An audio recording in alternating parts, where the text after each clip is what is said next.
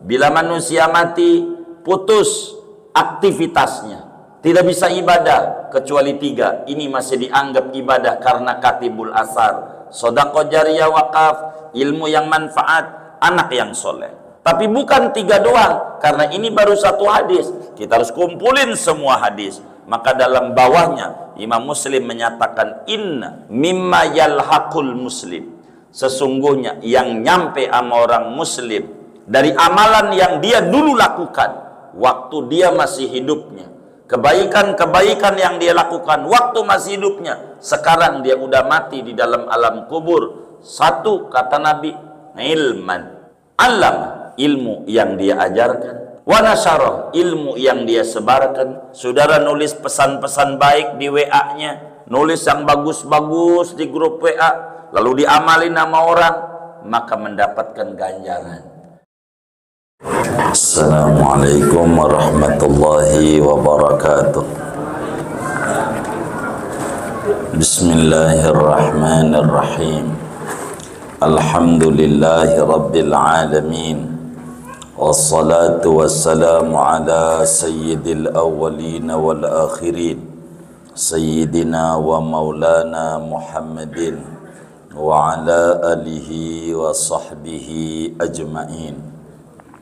Allahumma inna nastahdika li arsyadi amrina wa zidna ilman yanfa'una. Qala al-imamul muallif rahimahullah wa nafa'ana bihi wa bi barakati ulumi wa ghafara lahu wa li masyayikhihi wa li masyayikhina amin. Wa ashhadu an la ilaha illallah wahdahu la syarika lahu katibul athar, dan aku bersaksi akan bahwasanya yaitu tiada Tuhan yang hak disembah kecuali hanya Allah, wahdahu maha esa, la syarika lahu tiada sekutu bagi Allah, katibul athari yang mencatat segala bekas amal hamba. Wa ashhadu anna sayyidana wa nabiyyana Muhammadan abduhu wa rasuluh safwatul akhyar, dan aku bersaksi bahwasanya junjungan kita dan nabi kita Muhammad sallallahu alaihi wasallam yaitu hamba Allah dan rasulnya Allah, safwatul akhyari, pilihan daripada orang-orang pilihan. Wallahu a'lamu bissawabih. Segini, Bapak Ibu saudara-saudara sekalian yang mulia, sebagai haqqus sina'ah di dalam menyusun sebuah literatur Islam, seorang ulama itu harus mengawali dengan bismillah, lalu dilanjutkan alhamdulillah, dan dilanjutkan dengan syahadat. Kenapa? Sayyidi Syekh Abdul Wahab Asy'arani ini sesudah alhamdu membaca syahadat, sebab saudara mengikuti apa yang dipesan oleh Nabi Yuna Muhammad sallallahu alaihi wasallam dalam hadis yang diriwayatkan oleh Imam Abu Dawud di dalam Sunan Abu Dawudnya, dan Imam Tirmidzi di dalam Sunanut Tirmidzi-nya, daripada sahabat Nabi yang terbanyak meriwayatkan hadis, 7.373 lebih daripada hadis Nabi yang beliau sampaikan, yakni Al-Imam Abu Hurairah radhiyallahu ta'ala an. Kata Sidi Abu Hurairah, qala Rasulullah sallallahu alaihi wasallam, kullu khutbatin laisa fiha tasyahhudun fahiya kaliyadil jazma'i. Kata Nabi kita Muhammad sallallahu alaihi wasallam, setiap khutbah pembukaan dalam satu ucapan khutbah, baik itu khutbah kitab maupun khutbah Jumat, mau khutbatun nikah dan seterusnya, yang mana dalam khutbah itu kata Nabi tidak ada syahadat, tidak ada dua kalimat syahadat, yakni tidak ada asyhadu dan asyhadu, maka khutbah itu laksana tangan yang buntung, artinya kurang sempurna. Oleh karena Nabi menyatakan bila di dalam khutbah tidak ada syahadat seperti tangan yang buntung, maknanya tidak sempurna. Pengarang kitab kita Sidi Syekh Abdul Wahab Asy'arani, sufi besar dari Mesir ini, beliau pun juga mengawali kitabnya sesudah bismillah dan alhamdulillah dengan dua kalimat syahadat. Kata beliau, wa ashhadu alla ilaha illallah wahdahu la syarikalah katibul athar wa ashhadu anna sayyidana wa nabiyyana Muhammadan abduhu wa rasuluhu safwatul akhyar. Inilah alasan tuan pengarang kitab kita mengawali sesudah bismillah dan alhamdulillah dengan dua kalimat syahadat, mengikuti apa yang diarahkan oleh Nabi besar Muhammad sallallahu alaihi wa alihi wa sahbihi wasallam. Meski yang namanya khutbah bila tidak ada syahadat kelar rapi, tapi keberkahannya akan kurang adanya. Karena pengarang kitab kita tidak pengen kitabnya tidak barokah, maka beliau pun juga mengisi kitabnya dengan dua kalimat syahadat. Di sini beliau menyatakan wa asyhadu, aku bersaksi. Maknanya aku yakin seyakin-yakinnya bahwasanya tiada Tuhan yang hak disembah kecuali hanya Allah Maha Esa, tiada sekutu baginya. Katibul athar, Allah itu yang menuliskan bekas-bekas amal hamba. Kita soroti kalimat sifatnya Allah, kata beliau katibul athar, yang mencatat bekas-bekas amalia hamba. Beliau ini mengutip dari apa yang Allah firmankan di dalam surat Yasin, yang mana surat Yasin Nabi besar Muhammad sallallahu alaihi wasallam bersabda, Yasin qalbul Quran. Yasin itu jantungnya Al-Quran. Sampailah Nabi menyatakan dalam hadis riwayat Imam Ibnu Adi di dalam kitabnya Al-Kamil, Yasin 5 quriatlah. Surat Yasin itu untuk niat apa saja. Andai ada orang bermasalah pusing, tidak bisa menyelesaikan masalahnya, minta solusi sama Allah, dengan dia membaca surat Yasin, maka Allah bereskan masalah dia sampai akar-akarnya.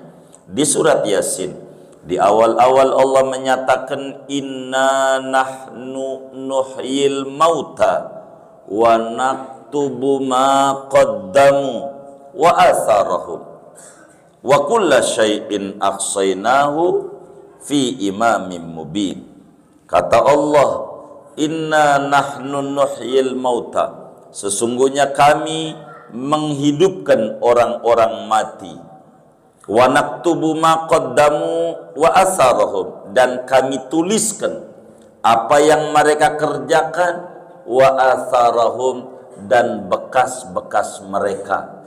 Karena itu, karena Al-Quran bilang wa naktubu ma qaddamu wa atharahum, Tuan pengarang kitab kita mensifati Allah dengan katibul athar, yang menuliskan bekas-bekas hamba. Apa yang dimaksud dengan katibul athar? Allah ini menuliskan bekas-bekas hamba.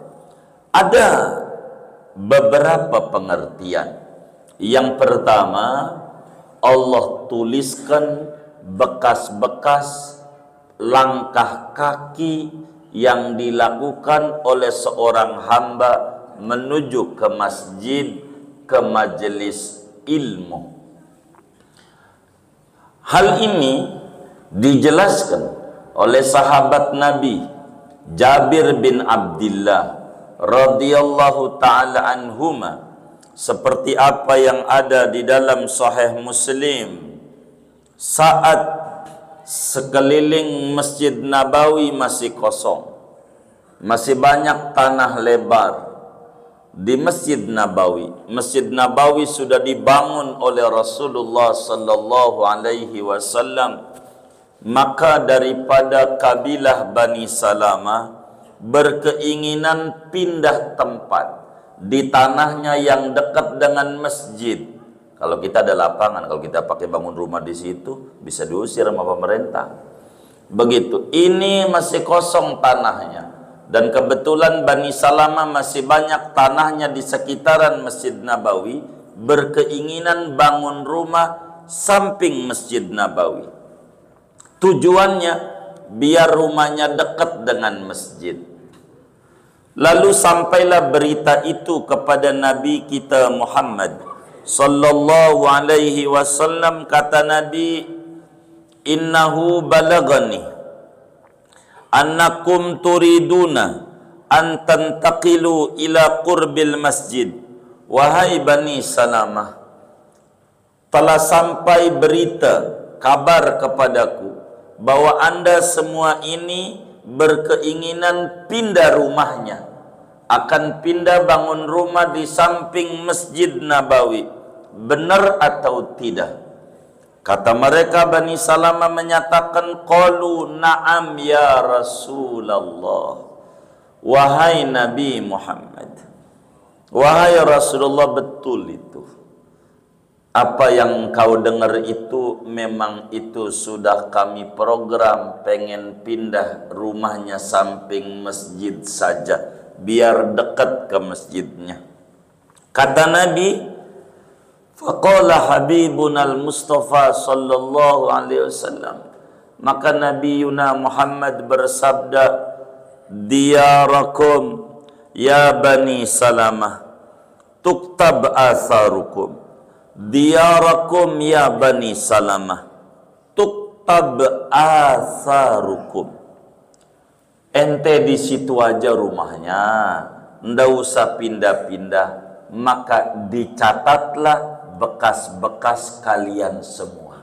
Allah itu katibul athar, menuliskan, mencatat derap-derap langkah kaki kita. Jadi yang rumahnya jauh dengan masjid, pastikan ganjarannya jauh lebih besar dibanding yang rumahnya nempel dengan masjid, yang sholat di masjid. Jadi kita yang di masjid ini ganjarannya tidaklah sama. Bahkan di dalam hadis Bukhari dan Muslim, Rasulullah sallallahu alaihi wasallam bersabda, a'zamun nasi ajran ab'aduhum fa'ab'aduhum mamsya. Kata Nabi, yang paling besar di antara kalian ganjaran pahalanya orang yang paling jauh, dan orang yang paling jauh langkah kakinya menuju masjid. Dari Masjid Al-Muhajirin, rumahnya di pojok ujung, dia ke masjid, lebih gede ganjarannya. Biasanya yang samping masjid ditegur sama bininya, bang, udah azan, baru juga azan, belum qomat. Begitu. Ada nggak yang kayak begitu? Yang mana orangnya? enggak ngaji. Ya Allah, bisa aja Saudara Wawan. Begitu. Jadi yang jauh dengan masjid itu lebih gede ganjarannya, lebih gede. Itu lebih gede. Kami kalau umroh jarang pakai tower Zam-Zam, hampir bisa dihitung.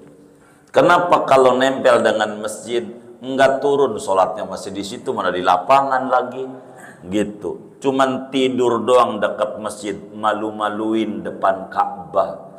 Begitu, mana dia kagak pernah lihat Ka'bah, sholatnya di lapangan. Tanya sama teman-teman kita yang umroh tuh. Begitu, kalau jauh dia takut ketinggalan. Ibarat maghrib jam 6, dia jam 5 udah jalan. Gitu, kenapa? Tuh begitu, derap langkah kakinya ribuan ganjarannya. Karena Allah Katibul Athar menuliskan derap langkah kaki kita. Ditulis, begitu, ditulis. Yang kedua, arti Katibul Athar di sini maknanya atharul khair wa atharul syar. Allah Subhanahu wa ta'ala itu menuliskan bekas-bekas kebaikan, begitu juga bekas-bekas keburukan. Bukan saja maknanya derap kaki menuju masjid, tapi maknanya apa saja yang dilakukan oleh seorang hamba, baik ataupun buruk, semuanya itu ada catatan dari bekas-bekas dia. Sehingga seorang anak manusia yang meninggal dunia, nanti bekas-bekas amalan dia semasa dia hidupnya apa saja, semuanya menjadi catatan besar di mata Allah Subhanahu wa ta'ala. Berapa kali dia duduk di masjid, berapa kali dia duduk di majelis jaipongan, di tempat mancing, di taman, itu kakinya bakal dicatat sama Allah. Berapa kali dia kakinya melangkah menuju masjid, berapa kali kakinya menggoes sepeda mau jauh sampai Gunung Sindur nyampe, muhajirin mau orang nyampe. Green Lake mau dia ampe, Sabanari dia nyampe Green Lake. Tahu Green Lake nggak? Begitu. Al muhajirin lewat lagi. Ini dicatat apanya aja. Goesan sepeda dia menuju masjid berapa kali, goesan sepeda dia menuju tempat hiburan berapa kali. Semua itu ada catatannya di mata Allah. Dicatat karena Allah Katibul Athar, yaitu mencatat bekas-bekas dia. Kita duduk di majelis ilmu, dicatat tempat duduknya itu. Bahkan kata Nabi, ketika orang dia demen ngaji, sekarang dia wafat, itu langit sampai 70 hari ikut nangis. Begitu Nabi sampaikan. Kata langit, ya Rob, saya enggak dapat lagi amalan si fulan yang biasanya duduk di majelis ilmu, sekarang tidak ada. Yang tadinya duduk di masjid, sekarang dia tidak ada. Saya enggak dapetin. Begitu juga girangnya yang namanya langit dan bumi. Ketika orang demennya nongki-nongki. Apa itu nongki-nongki ya? Kongko-kongko yang kagak beres, namanya kongres. Kongko-kongko ora beres. Ngobrol aja yang kagak-kagak. Yang diobrolin pengamat politik bukan. Kalau dia mah yang dia Rocky Gerung lah, dapat duit dia mah. Ya emang juga pengamat lah, dia pengamat bukan ngomongin yang kagak. Oh ini yang kayak begini nih, tempat duduknya dia. Tempat duduknya dia. Di mana dia ngobrol yang gak ada manfaatnya. 70 tempat yang dia duduk, sekali duduk di majelis kebaikan, majelis ilmu, Allah bakal hapusin catatan-catatan itu kalau dia demen hadir di majelis-majelis kebaikan. Allah itu Katibul Athar. Allah itu menuliskan bekas-bekas apa saja. Ada catatannya. Orang kita sebut ada rekam jejaknya. Itu ada semuanya dan tidak akan luput dari pencatatan Allah apa saja yang dilakukan oleh seorang anak manusia. Maka dengan kalimat katibul athar, alangkah beruntungnya orang yang membuat satu perkumpulan yang baik. Kayak contohlah semacam arisan. Arisan itu apa sih? Emang jujur, kalau mau dicari di hadisnya, nggak ada itu Nabi arisan. Bener aja gitu. Nabi arisan nggak? Enggak. Barangkali sahabat gitu, arisan RT. Ada nggak? Hah? Ada nggak? Hah? Arisan tuh ada nggak? Jadi arisan ini bid'ah nggak ini? Saya mau tanya itu. Nih sahabat adain arisan nggak? Pernah denger nggak? Enggak. Nih arisan ini bid'ah nggak ini? Waduh, bid'ah. Bid'ah sesat. Sesat neraka. Sian banget, mana rajin ke masjid lagi. Arisan. Enggak begitu agama. Enggak begitu cara memutuskan sesuatu.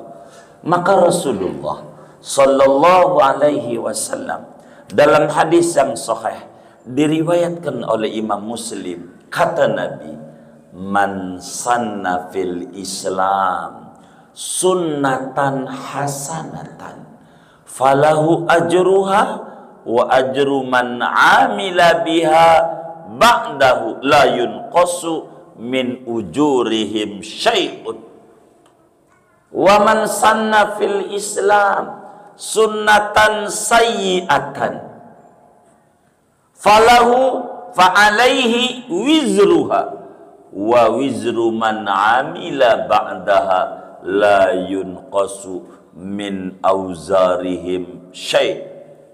Siapa orang mengadakan sesuatu yang baru dalam Islam tapi bagus, namanya sunnah hasanah, kayak arisan macamnya, kan di dalamnya ada silaturahim, betul nggak?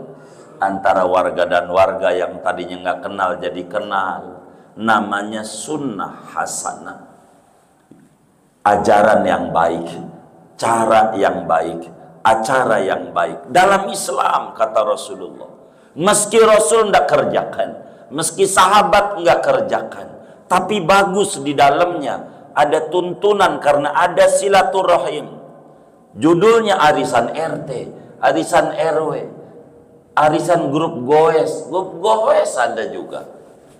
Arisan karena silaturahim di dalamnya, falahu ajruha, maka yang mengadakan itu, yang punya inisiatif, dapat ganjaran. Orang jadi silaturahim gara-gara ide dia, dan dapat ganjaran sebanyak orang yang mengikutinya. Demikian juga barang siapa membuat ajaran dalam Islam yang buruk, yang Nabi tak kerjakan, buruk, maka dia mendapat dosa dan dosa yang mengerjakannya. Umpama kita bikin gardu buat orang, orang apa ini namanya? Iya, gitu. Mirip-mirip balak kenem double it. Bikin gardu, yang bikin gardu kita. Emang duitnya juga donaturnya kita tuh, bambunya. Kita yang beli, buat orang nongkrong-nongkrong, buat orang main gaple, main judi. Kita yang buat itu gardu. Kitanya udah masuk di kubur, udah mati. Kata Nabi, barang siapa membuat sesuatu dalam Islam yang buruk, maka dia dapat dosa, dan dosa sebanyak yang ngikutin dia. Berapa tuh? Yang di gardu yang kita buat tuh, yang masih judi lagi, kita udah dikubur, maka kita kebagian dosa-dosanya. Berapa tuh? Karena Allah katibul athar, menulis bekas-bekas perbuatan hamba. Apa saja? Maka beruntung yang wakafin tanahnya buat muhajirin. Maka berapa yang memakai buat ibadah? Yang wakafin karpet, berapa yang dudukin tuh karpet untuk sholat zuhur, asar, maghrib, isya, subuh? Dia udah mati umpamanya dikubur.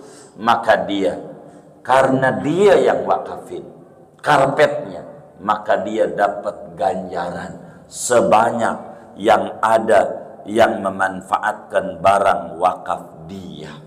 Karena Allah katibul athar, yang mencatat bekas-bekas dari seorang hamba. Berbahagialah seorang muslim yang menanamkan kebaikan-kebaikan.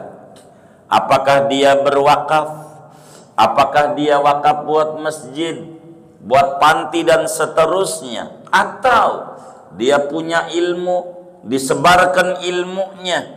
Seperti pengarang kitab kita dituliskan ilmunya dan dikaji oleh kita, maka pengarang kitab kita pun juga dapat ganjaran dari kitab yang beliau tuliskan sebagai ilmu. Ilmu apa aja? Kalau bapaklah kemudian bisa bengkel, biar gampang. Itu kan ilmu otomotif umpamanya. Gitu, karena bapak bisa bengkel. Ada orang pengen belajar, bang ajarin saya bengkel biar saya bisa juga punya usaha bengkel. Kita ajarin cara ngebengkel motor umpamanya atau mobil, lalu yang kita ajarin ini maju usahanya, lalu dia bisa bangun masjid, maka kita dapat ganjaran karena dia bisa maju dari ilmu yang kita ajarkan. Maka apa yang dilakukan oleh dia dari kebaikan yang kita berikan, maka kita dapat ganjaran.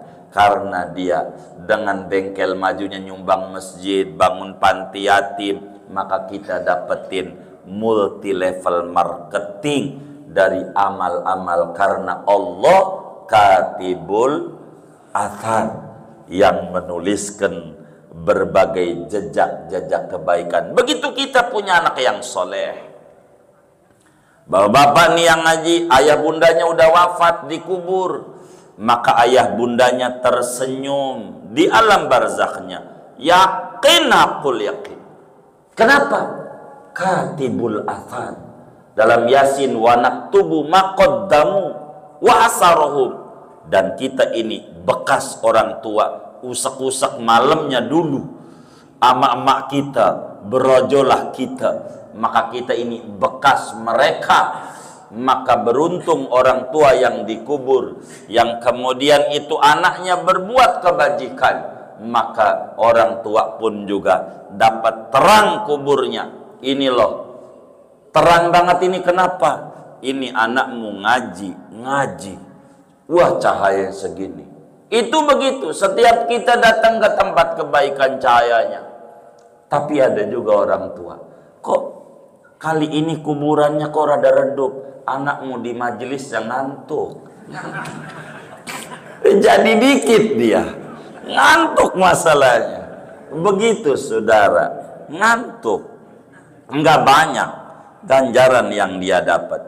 Maka di dalam hadis riwayat Imam Ibnu Majah, Al-Albani hukumi hadis ini hasan. Begitu. Apa kata Nabi Yuna Muhammad sallallahu alaihi wa alihi wasallam? Kata Nabi, inna mimma yalhaqul muslim min amalihi wa hasanatihi min ba'di mautihi ilman 'allamah wa nasyarah. Sesungguhnya di antara sesuatu yang terhubung kepada seorang muslim sesudah matinya dia dari amalan dan kebaikan-kebaikan dia yang dia lakukan banyak sekali. Bukan 3 doang yang ada dalam hadis Muslim juga. Idza mata ibnu Adam in qata amalu ila min salas, shadaqatin jariyah aw ilmin yuntafa'u bihi aw waladin sholihin yad'ulah. Bila manusia mati, putus aktivitasnya, tidak bisa ibadah kecuali 3. Ini masih dianggap ibadah karena katibul asar, sedekah jariyah, wakaf, ilmu yang manfaat, anak yang soleh. Tapi bukan 3 doang, karena ini baru 1 hadis. Kita harus kumpulin semua hadis. Maka dalam bawahnya Imam Muslim menyatakan inna mimma yalhaqul muslim, sesungguhnya yang nyampe sama orang muslim dari amalan yang dia dulu lakukan waktu dia masih hidupnya, kebaikan-kebaikan yang dia lakukan waktu masih hidupnya, sekarang dia udah mati di dalam alam kubur. 1, kata Nabi, ilman, alam, ilmu yang dia ajarkan, wa nasyarah, ilmu yang dia sebarkan. Saudara nulis pesan-pesan baik di WA-nya, nulis yang bagus-bagus di grup WA, lalu diamalin sama orang, maka mendapatkan ganjaran yang baik. Kalau saudara nyebarin hoak, maka hitung aja berapa yang kena hoakan kita itu. Sebanyak itulah dosa-dosa kita, daripada namanya disebut dosa jariah. Kata Nabi, wa waladan salihan, di antara yang manfaat ketika kita mati dari amalan kita waktu hidup, wa waladan salihan tarokah, dia meninggalkan anak yang soleh. Anaknya mau ibadah, anaknya mau berbuat baik, yang namanya orang tua.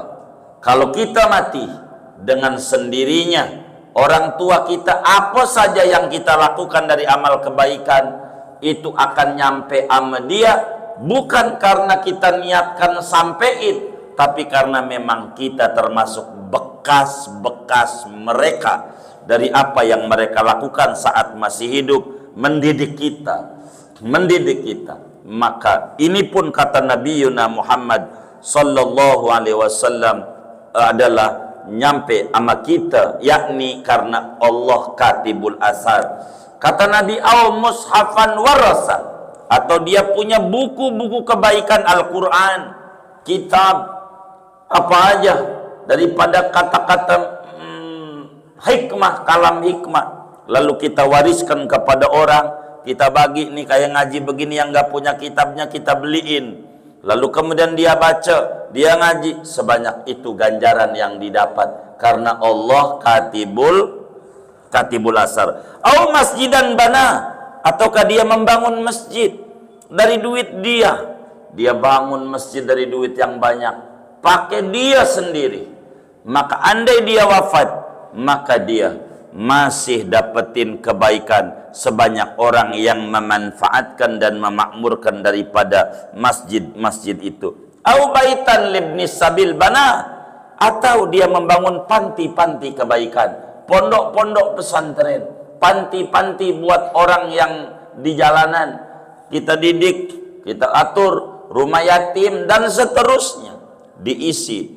Itu yang kita bangun akan menjadi nilai manfaat besar karena kita ini dapat dari Allah katibul asar. Au naharan ajrah, kata Nabi, atau dia bikin kalenan, bikin selokan. Karena ini kalau hujan banjir mulu, airnya tanah dia, udah lewat sini aja jadi selokan gak apa-apa.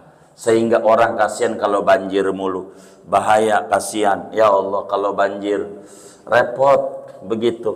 Sehingga dia bikin selokan, dia rapihin, jalan-jalan, pakai dia punya dana. Maka dia dapat ganjaran sebanyak orang yang mendapatkan manfaat dari apa yang dia lakukan. Au sodakotan akhrajaha min malih, atau dia sedekah yang dikeluarkan, bagi sarungkah dia, bagi bajukah sama orang lain, lalu dipakai sholat itu baju, dapatlah kita ganjaran dari apa yang kita lakukan di dalam hidup kita. Maka semua itu kata Nabi, yalhaquhu min ba'di mautihi, itu akan nyampe sama dia dari amalan yang dulu waktu hidup. Sebab Allah wa naktubu ma qaddamu wa atharahum, sebab Allah katibul athar. Allah itu mencatat segala bentuk kebaikan. Berbahagialah muslim yang demen nyebarin kebaikan, karena itu punya nilai manfaat. Merugilah muslim yang demen menyebarkan hoak, karena dia bakal dapetin dosa dari apa yang dia lakukan, dari berita-berita bohong yang dia sebarkan itu. Karena itu sebagai muslim kita harus selama kita hidup berikan hal-hal manfaat kepada orang, berikan hal-hal manfaat kepada orang banyak. Apa saudara jadi RT kah, saudara jadi RW kah, tolongin orang. Apa saja program kebajikan yang dilakukan lalu diikuti dikerjakan oleh orang, itu punya nilai manfaat besar, sebab Allah katibul athar. Wa ashhadu anna sayyidana wa nabiyyana Muhammadan abduhu wa rasuluh safwatul akhyar. Udah belum ya? Oh belum. Udah. Oh belum. Terusin. Berapa menit lagi? Buat tanya jawab aja. Baik. Wa asyhadu anna sayyidana wa nabi Muhammadan nanti saja. Kalau begitu buat tanya jawab aja lah. Ada yang ditanya mungkin dari materi ini atau di luarnya, sebelum doa dipersilahkan. Baik. Baik.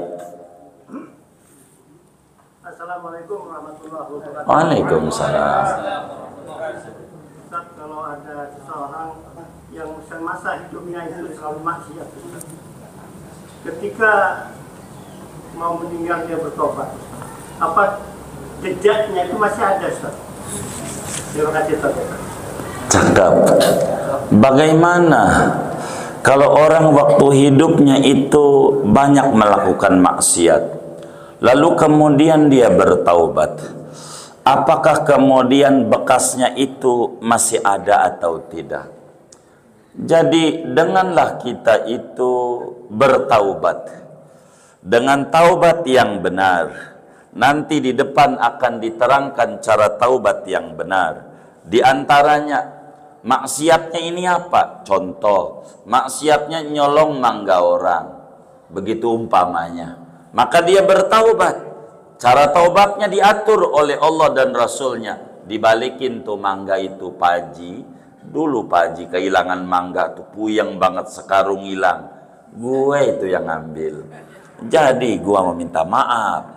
Kata Paji kagak bisa, harus gantiin. Kita ganti. Ini namanya taubat. Maka bekasnya tidak ada.